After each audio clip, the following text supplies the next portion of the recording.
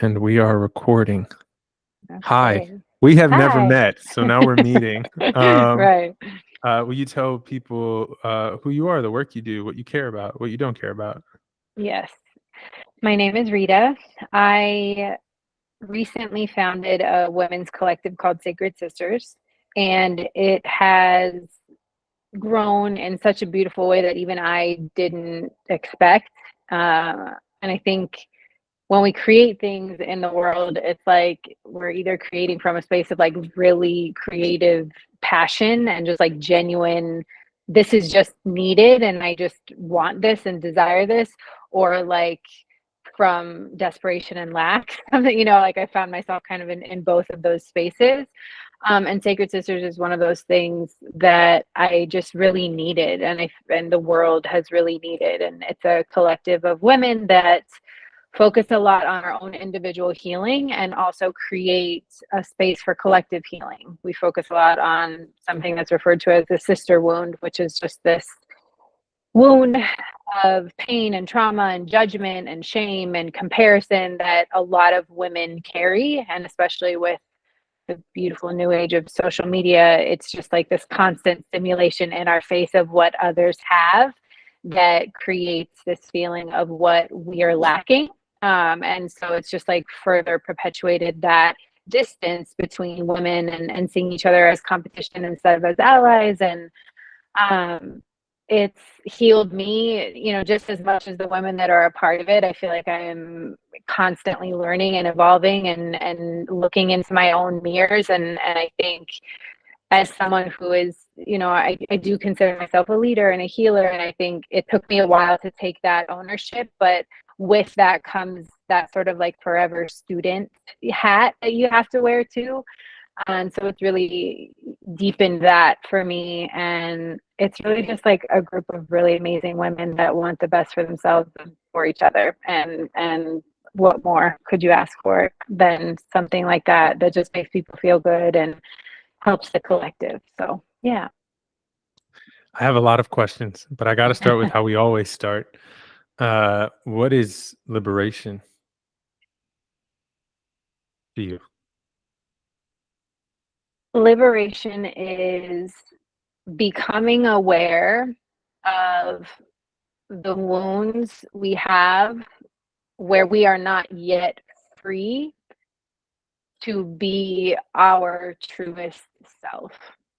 And so I think there's many ways that you can look at those wounds. And for me, the path of spirituality has taught me that there's breath work, there's yoga, there's mindfulness, there's plant medicine, there's all of these tools accessible to us that can help us mirror where we're caged, right? Or where we're locked and closed off.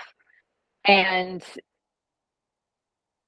the moment that liberation starts is when you realize that it's your choice, that you have the power, right? That like nothing outside of you, no one outside of you is really going to give that to you. Do you need the tools? Sure, of course, they're helpful, right? They like bring us back to center, and it's your responsibility to do that, right? And I think that is the challenging part, is a lot of times we go through life thinking that something else is going to liberate us.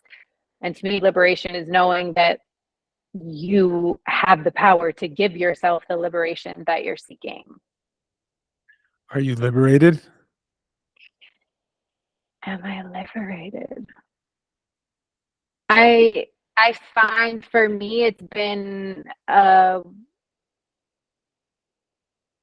there's evolutions to it, I guess, would be what's coming to me when you ask me that. My first feeling is to say yes, I am. And there's always like, I'm still triggered, there's still wounds, there's still like shit that comes up and stuff that I see that I don't love in my own behaviors or in my own thoughts, right? And so I think I'm always wanting to be better and I'm always wanting to be freer, but I'm almost like, I need to sit with that. Am I liberated? Like, I mean, yes, it's part of my work, of course, is to like support others in doing that. I'm liberated in ways, and in other ways I see where I'm still kept a little small. I keep myself a little small. I think that's human nature too, right? I'm inspired and like intrigued by your initial response was like, yeah, I want to say I am liberated because I I don't that would not be my initial Mhm. response. Like someone's like, you liberated? I'm like, no. Yeah, Definitely not. yeah, Uh I got this knee injury going on and I feel so far from liberation. Like it's affecting me so yeah, much. My mentals, my spirit, my practice, my, just this like this thing, yeah, this story around it and like why and done the timing and so I feel so far from yeah, liberation. And when I imagine liberation, I'd be like, yeah, my knee is whatever. It is what it is. This is it. mm, yep, Um, but I also know, and I guess the reason I like your answer is there isn't a Dharma like studio practitioner place in this world scripture that doesn't say if you've shown up, you're already there.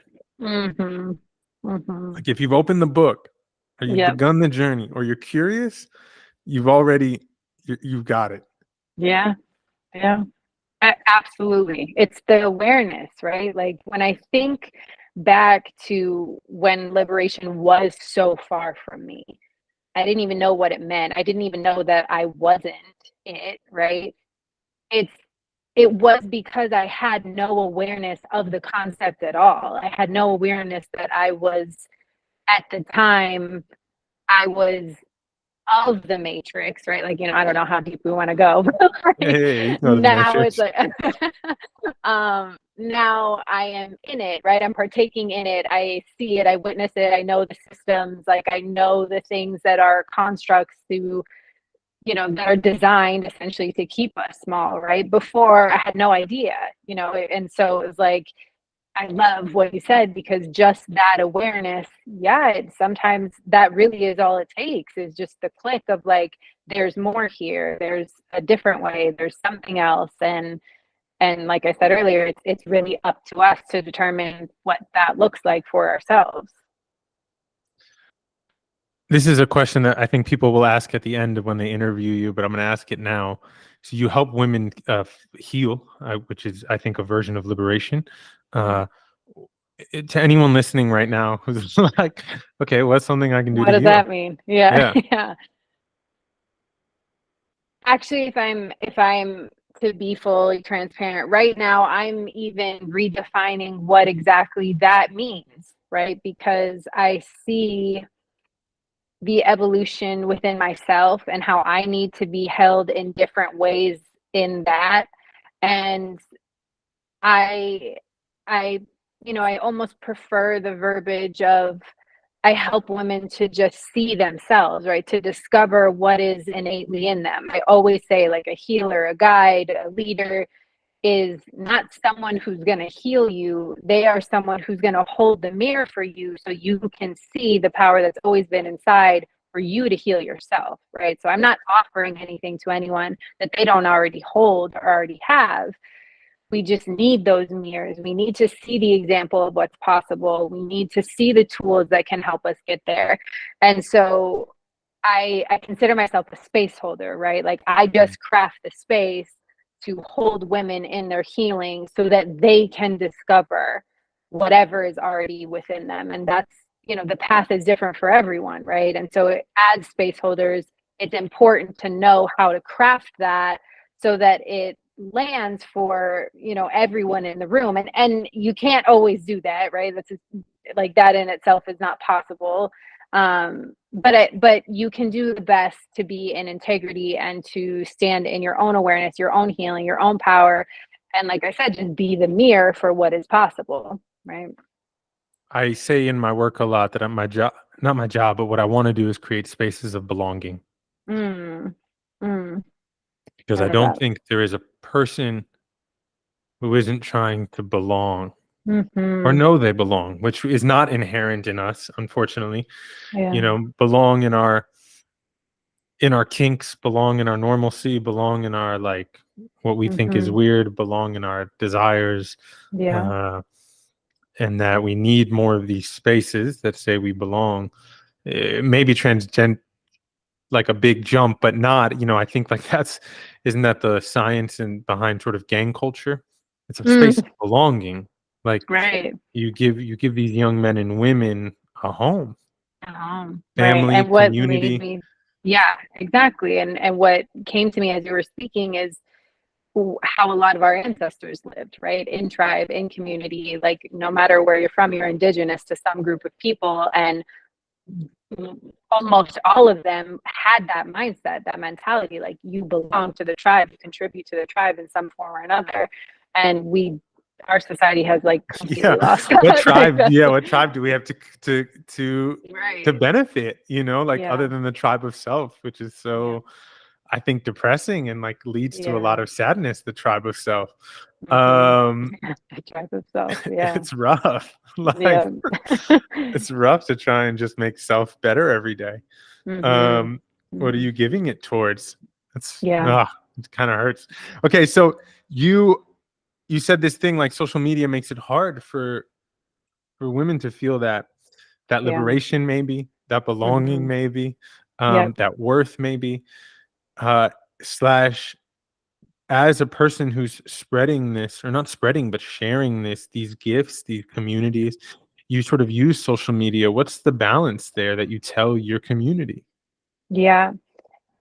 I think that's something I'm navigating even still every day as social media is changing and we see just this constant flux of like trends. And I mean, something is in 1 minute and the next it's out, right? And so it's like I think social media is a really beautiful invitation for us to ask ourselves what we are standing true to, right? Like that age old quote, like if you don't stand for something, you'll fall for anything, because you could fall into all of these trends all the time and it can be exhausting. I mean, I've done it myself, right? Like just seeing my own, when I first started my platform, I was doing all of these really like funny video, like I was using humor as a way to like get people in spirituality, and that really worked, and it worked for me too, because I think even I needed that at that time. But I recognized that it was trendy, right? It was what was like gonna get people excited about something, and it wasn't super true to me. Not to say I mean, I think I'm funny, but like goofy, and I love all that, but like it wasn't super true to like the message that I really want people to feel. And so it's a challenge, right? It's a challenge to see social media as a tool, because it is. I mean, the fact that we can access all this information and connect with people all over the globe, it's incredible, right? It truly is. And the speed at which it's evolving is a little scary sometimes. So it takes discernment. Anything in spirituality takes like discernment and self responsibility, right? It's like there's so much information out there. And if you don't have the wherewithal within yourself to stop and say, does this feel true for me? And I adopted this as my own, not because I saw someone else doing it and everyone else is doing it, but because there is truth in my bones that, yes, this could work for me. So I think that would be it, is just that moment of actually asking yourself the question instead of taking everything that you see or scroll to be true. What about you said it about like sort of your comedy, right? Mhm. um and this sort of trending nature of spirituality, which I was also going to be like, that's it though, right? Like we also do need to remember that if you take it too seriously, you've sort of Of lost your course. way. Yep. Yep. um just to sort of emphasize the comedic, I think. Mhm. I think it is important in a way that I often find myself, taking it too seriously. Not Mhm. just spirituality, Mhm. but life in general. Like, Yeah. Yeah. um, and I lately, when I've been thinking about liberation, I've been thinking about joy. Mm. Um, so like Buddhism is a big part of my life, and I think suffering is really equated with Buddhism, Right. because life is suffering. It's this like tenet in in Mhm. the Dharma. Uh, And I think it's been overused. Like life is Mm. suffering. I mean, there's genocide going on. There's war, plenty of places. There's lack of clean water in in many fucking all the worlds. Like Yeah. there are problems. Um, and yet I know that life is short. Um, how can we enjoy this Mhm. moment? Mhm. That's what I think is liberating for me. Like, and maybe I have Yeah. some story in my head that that's when I'll be liberated, is when I enjoy my bum knee, and I can, like, Right. I enjoy nothing to do, Yeah. nothing Yeah, to I love share, that. nothing to Mhm. be. Mhm. Mhm. What is Yeah. your relationship to? So I have a friend who said, "Chris, you're an artist whether you share art or not." Mm. Like, I love or do that. you only think you're an artist if people see it? You Mm. know. And so my question to you, I'm not telling you to stop doing your work, but my question Mhm. to you is, are you are you this liberated being only if you bring women with you? You know? Mm. Um, Mhm. Yeah. That's a really yeah. good question.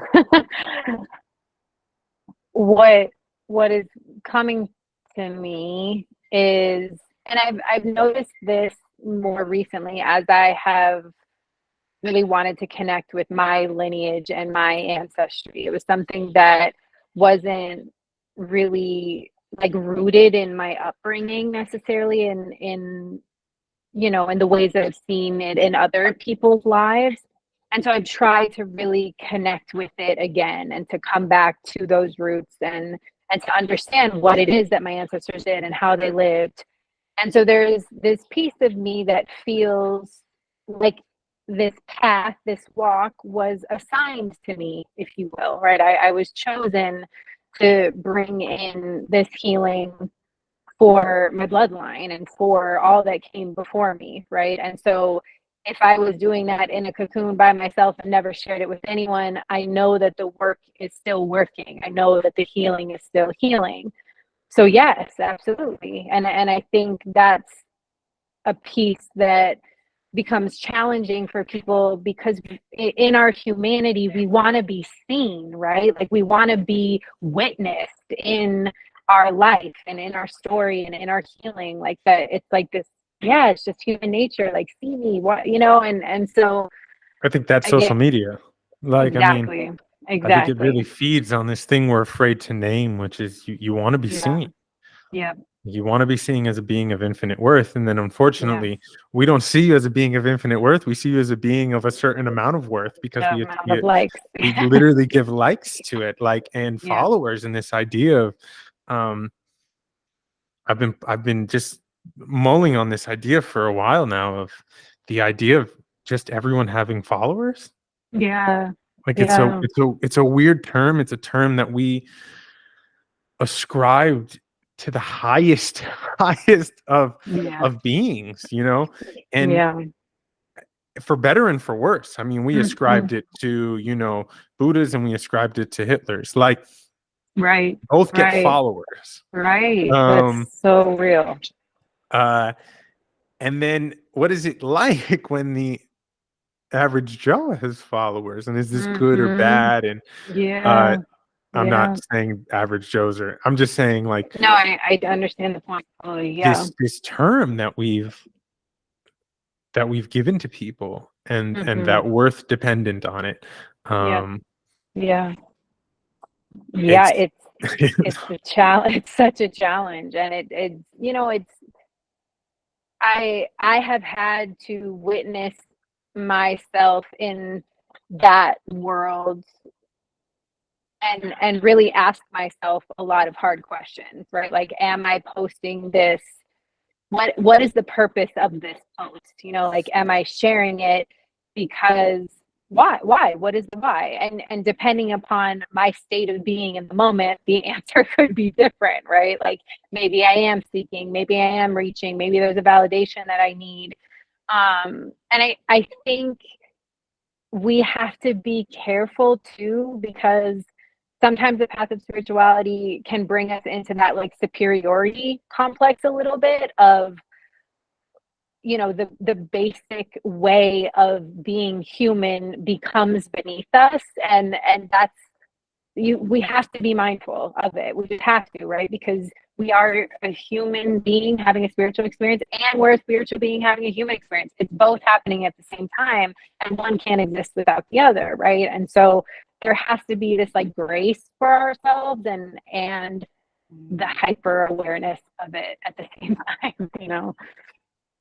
What takes place at your beautiful gatherings with your community? Yeah.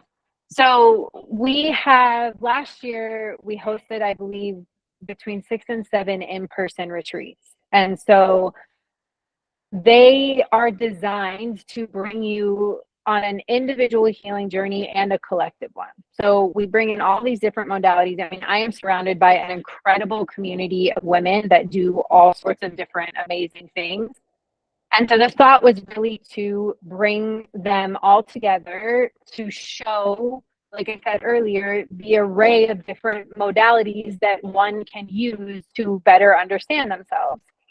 And so, whether that's yoga, breath work, mindfulness, cacao, creativity, dance, I mean, all of these things that are accessible to us and free, right? That we can just achieve on our own, even not in a setting like this, and create this beautiful journey to take someone on while simultaneously holding each other in that experience, right? So the power of just doing it together and showing that you can heal in safe spaces and that you can be held in your story and with your pain, and that that's not going to define you, right? That doesn't have to be the only thing that you live by. That's not your identity.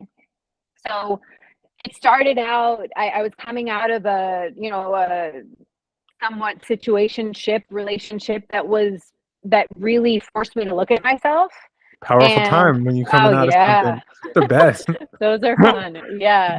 Transition And is when all the change happens. exactly, that death and rebirth, right? And so as that piece of me was being shown to me so clearly of like what I needed to look at and how I needed to really step further into my own liberation, this was birthed from that. And so it just was like, why do women experience everything alone? Like, why, I mean, humans really, like we spoke to it, the tribe of self, right? So, like, why is it that we feel the need to go through everything alone? And when did that become the norm? And how can we rewrite that? I want to be, I desire to be a thought leader, a disruptor, right? I want things that are not normal. You know, I mean, anytime any of a lot, we've gotten a lot, like so many comments on some of our reels, like this is a cult. This is for sure a cult. This is giving cult, right? And I get it because it looks like something that is uncomfortable to see. It's uncomfortable to see women celebrating each other and dancing and in their joy and not pitting each other against each other and not comparing themselves to each other, right? It's not normal. We don't, I mean, now I think we're seeing it more, but it's disruptive to the nervous system. And I welcome that. I'm not like pro cult here, but I am understanding that anyone who joins a cult, it's because they feel like they belong. Right. You know, Right. it's they found a home. Now the intentions of that home I can't speak to, you know, Right. like some better, some worse. Right. Um, Right.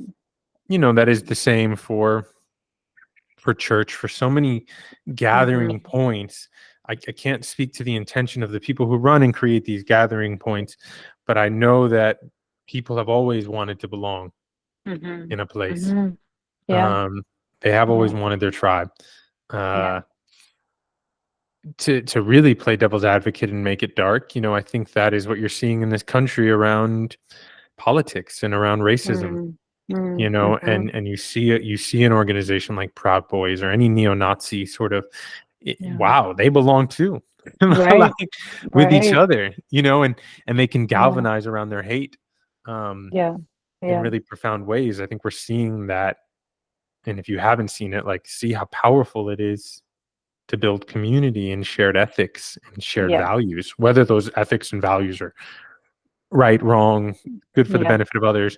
Um Yeah. Exactly. when you create that space, incredible things can happen for better or for Mm-hmm. worse. I Mm-hmm. always talk about it, but there's a great book, Rebellion of the Masses. Mm. by a writer named Garcia. Uh, uh, three words. He's gonna come to me. Uh, it's gonna come to me. But Rebellion of the Masses was written in the 20s, and it was a Spanish dude, and he kind of prophesized the internet, and Mm. he said there's two types of people. There are minority and there are masses. This has nothing to do with race or ethnicity. Minority is like, you're an opera singer, not everyone and their mother can do that. Mhm. You're a heart surgeon, not everyone can do that. It's pretty like unique. It's pretty Right. neat. Yeah. And then masses are like just kind of everybody else. Like, and he said one day a microphone will come along that will allow masses to think they are minority. Ooh. It will allow the Mm. masses to think they have a special thing. And they will Mm. galvanize people with their microphone around the things they hate, not the things they love, because the Wow. power of hate is a much easier galvanizing force. Yeah. It's a trippy Ooh. book. It's trippy. Yeah.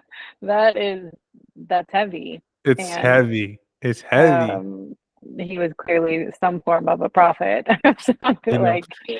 And so if people see your thing and they say like it's a cult, it's also because we do not have a comfortable language around liberation. Mm. Mhm. Mhm. Uh, also a lot of things related to spirituality have been commodified for financial purposes. Sure. Sure, of Um, course. Yeah. have been Lululemonified, have been like, Yeah. there's put a cost on a thing that shouldn't cost anything. Mhm. Mhm. Uh, so I acknowledge that exists.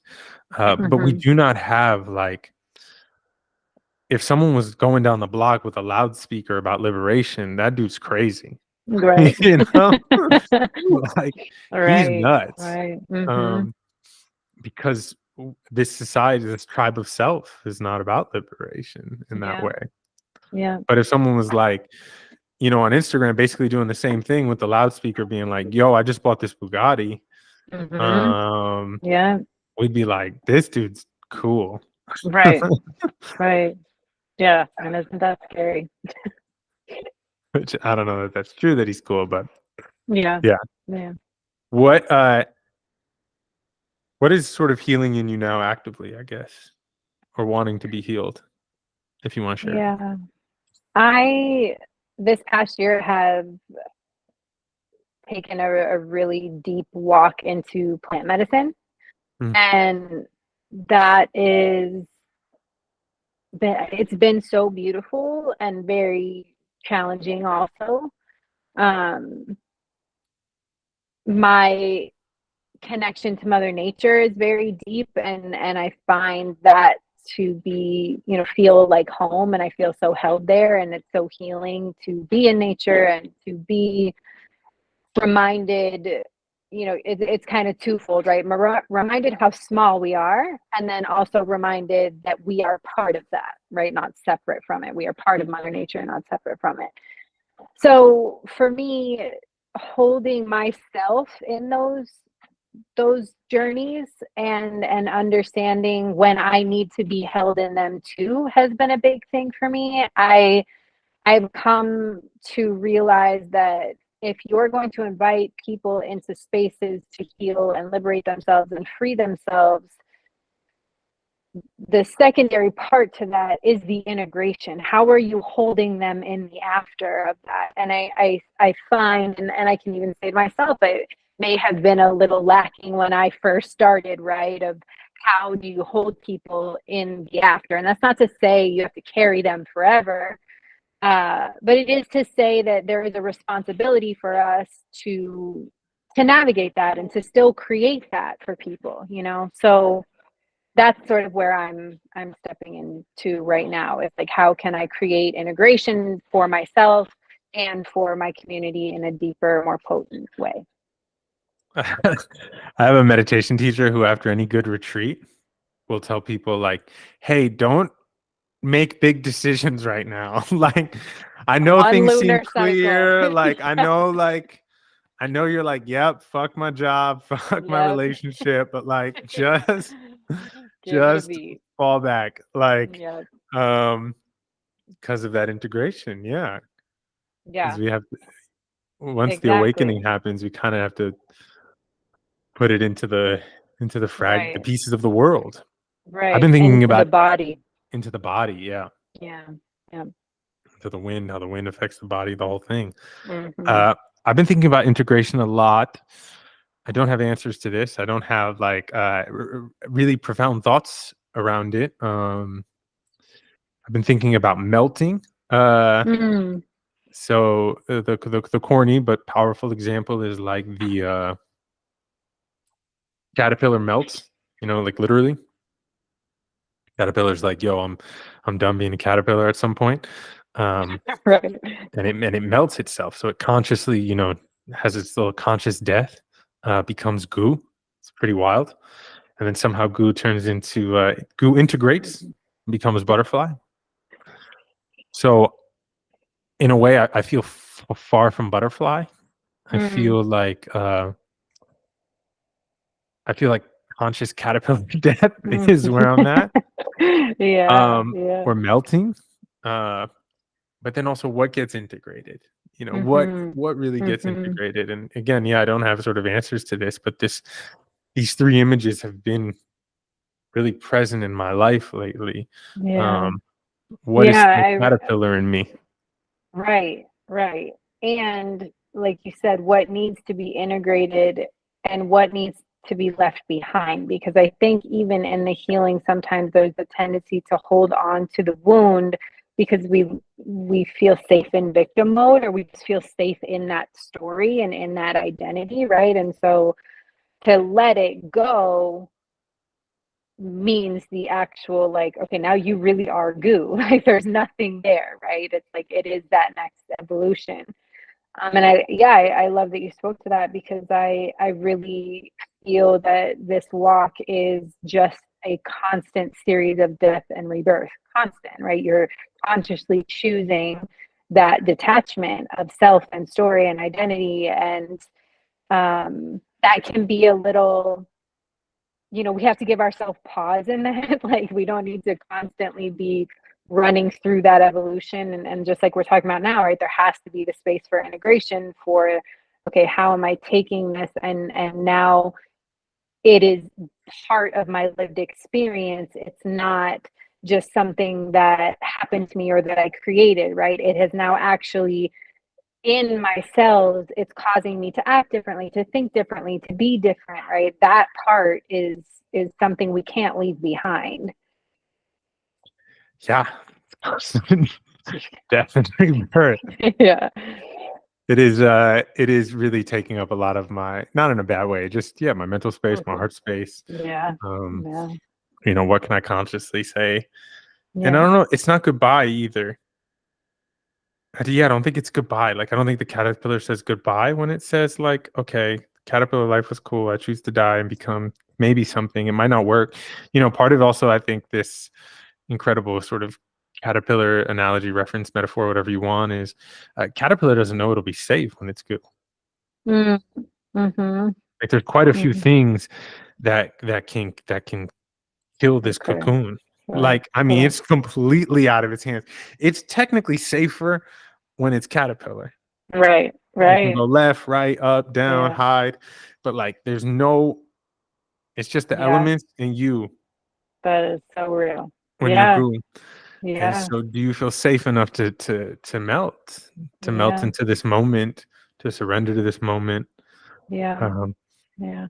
I think for me, my coming back to my relationship, and I'm still working on the word God. I prefer the word spirit or source, and that's just because of my upbringing. Religion kind of changed the word God for me to have more of a negative connotation than a positive one. because But religion was as a part of your life as a child. a little bit, yeah, my upbringing was a little challenging, and so we moved a lot, and I didn't really have like a sense of stability or home ever. My dad was a bit of a lost soul, and my mom was desiring to give us, something, right? Like she didn't know, she didn't have the tools herself, but church for whatever reason felt like something that I think she thought she could give us, that was like a learning or a safe space.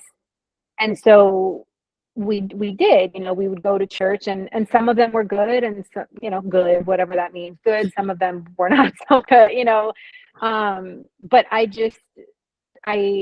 developed, because of one particular incident with our family and the church, I just developed a resentment towards the concept of God and church in general and religion, right? And so it wasn't until my own spiritual walk that I realized a relationship with God is between me and God, not a book. It's not a person behind a podium. It's none of that, right? Can those things support me in my relationship? Sure, if you choose, the path of Christianity in that way, or whatever it is. I mean, there's so many different, Catholicism, Buddhism, whatever. But for me, coming back to my relationship with spirit helped me be safe in the goo, because I didn't feel alone in it, right? It felt like I was being held in that. It felt like that was with purpose, right? That there was a bigger vision coming on the other end of that butterfly that was almost, you know, being crafted for me, right? Like knowing that source and spirit is within me and is supporting me to become what I am meant to become. And I'm not just like in this figured out consciousness of like what my purpose here is, right? That I've been put here for something very specific, and to trust in that and to feel like that's always happening for me. Life is always happening for me instead of to me. Right. And I think that's the challenge, is for, some of us, we can't see or feel that support necessarily all the time. And like I said, religion, kind of getting mixed into it, yeah, it can feel lonely and scary, and that surrender piece is not an easy thing to do. I'm not disagreeing with you, but can I challenge your for me to me? Yes. Yes. Tell me more. For me to me.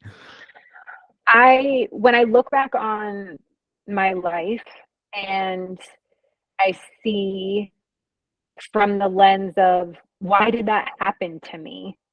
Why did that happen to me? I have been able to, or what has supported me, is to say that that happened for me instead of to me, right? Like I feel that that mentality, and this is just for me, has been sort of a victim. It's kept me in a victim mindset of like, okay, why was my dad an alcoholic, and why did he do this, and why did we have to do this, and why, like, instead of seeing like my story, all of that happening to me is why I can stand here now and help other people in their stories and in their path, right? Like, you can't walk the path, you can't help other people walk the path if you haven't walked your own. And so I've I've changed my language in that, to see that everything that happens is actually in support of where I'm going. And I believe that. I believe that it's all taking me to my, like, the best version of myself and my life and my purpose. Again, not a challenge. Just I like this. I've been thinking about randomness a lot. Mm, I've been thinking about chaos and rocks, and mm. like, I have a friend who said we're just rocks in space colliding into each other. Sometimes the collision hurts. Sometimes it's beautiful. Sometimes you Mm, spend years together. right. Sometimes you can be parallel with a rock and not even know it's nearby, and then Mm, you crash into each other. Like, mm, it's just random. And I was like, sure. no, it's not just random. And she said it's random. Mhm. Um, but I think it can be both. And so I guess my next question is, what if it's not to you, for you? What if it's with you? Or what if it just happens? What if it just is? Because it's not two Yeah. separate things. When I think of liberation, there's not a thing that happened and then there's you. There's just this. Mm, mm. Like, things don't happen and things don't not happen. Yeah, sure, sure. It's just the soup. Like, Yep. it's just emptiness, as the Heart Sutra says, or it's just this, It's just Mahamudra, like, that. is the term for the great seal. Like, it's Mm. just this. But you Yeah. want the volume to be lower or more, a little more of this, a little less of that. But if you Mhm. took your hands off of it, it would just be this. It would be Yeah. complete. Yeah. Yeah, I like the challenge in that. I like that. It's making me think of, when I was in LA a couple of months ago, a girlfriend of mine, we had like a beautiful Saturday. We did like a little microdose ceremony together, and we watched Gaia TV. And I had never seen the Ram Dass uh, documentary. I know there's a few, but this one in particular I hadn't seen. And Send it to me. I I'd love to know which one. okay, I will. I I want I want to watch it again because I want to be able to say it right because it comes to me a lot in moments like this. I'm Go not for going it. to say Just it say it. perfectly Just right say it. now, but Say it. basically the interviewer asks him like if we are a human, a human being trying to reach this, level of spirituality or mindfulness or, that sort of essence of freedom and liberation, yet our humanity will always sort of restrict us in that, right? What is the point? Like, what is the point of ever trying to achieve that when we are in human form? And is that even possible? And he just kind of like smiles. He's like, well, I don't know. What do you think? It's sort of like what you're saying of like, is it just that? Like, right? Is it just the journey and none of it is really significant? None of it's really mundane. Like, it just all is. I think for me, being part of plant medicine ceremonies, the anyone who has sat in ceremony knows this. I'm not sure if you have yet or before, but Yeah, what plants are you talking about? I've If sat you with ayahuasca a few times, and the sacred mushroom is like a huge healing tool for me that I have used. I actually just last month I went to the mountains of Mexico and sat with a Mazatec curandera in a private sacred mushroom ceremony, which was whoa. yeah. Whoa. I'm like still Wow. sort of like coming back. Wow. Yeah. So that concept, right? The concept of sitting in ceremony has made me view my life as the ceremony and it has Mm. made me view everything as important and sacred and special and deserving of not just looking at it like, well, maybe it just is. And I know that that's not the way in which you are saying it, right? I know that there's almost a liberation in that too. For me, I choose to see it all as sacred. I choose to see it all as intentional. And I know that it is in my everyday moments, it's in my everyday life that I'm creating the ceremony of my life. No, I mean that's it is what I think I'm trying to say. Like it is the ceremony. Mm-hmm. It doesn't happen for us, to us, with us. It is the ceremony. Mm. Like, no one does it better than plenty of people do it better. There's no better or worse. But Thich Nhat Hanh is like Mm. you taking a Yeah. shit is as sacred of a prayer as you praying. Yes. Yes. Yes. Yes. Or what is his poem? I am like I am the refugee girl. I am the person with the gun in their mouth. I am also the gun holder. Like Yeah. I'm all Yeah. those things. Yeah.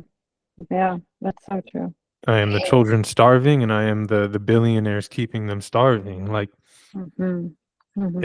it is the ceremony. I think is Yeah. what I. So it's not to us or for us. It's with us. It's just one thing, and we get to liberate this one thing, or we don't.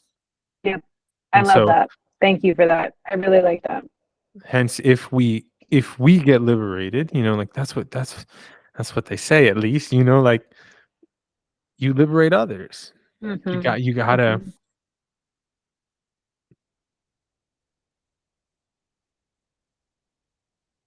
Mm-hmm. it takes a lot of work. um Oh, I lost you for a second. Okay, here you are. am I back? I heard it takes a lot of work. That's really it. It just takes work to get Okay. liberated, to liberate Yeah. ourselves, to Yeah. make it all the ceremony. Mm-hmm. Mm-hmm. Yeah, exactly. I think the thing I've come into the most clarity with recently is it's just like the awareness. If we can just cultivate the awareness of all of it, right? It doesn't mean we have to like be consciously in it because it's kind of like what we spoke to earlier, like spirituality can get very heady and like woo woo. And if you don't have fun with it in life, you're going to lose yourself entirely. but we have to, yeah, like the awareness of just our actions, our behaviors, our thoughts, like the world we are creating together, the ceremony we are creating together. Just be aware. How can we be more aware, even more aware? That's a concept that's really like landed for me lately. Technology. I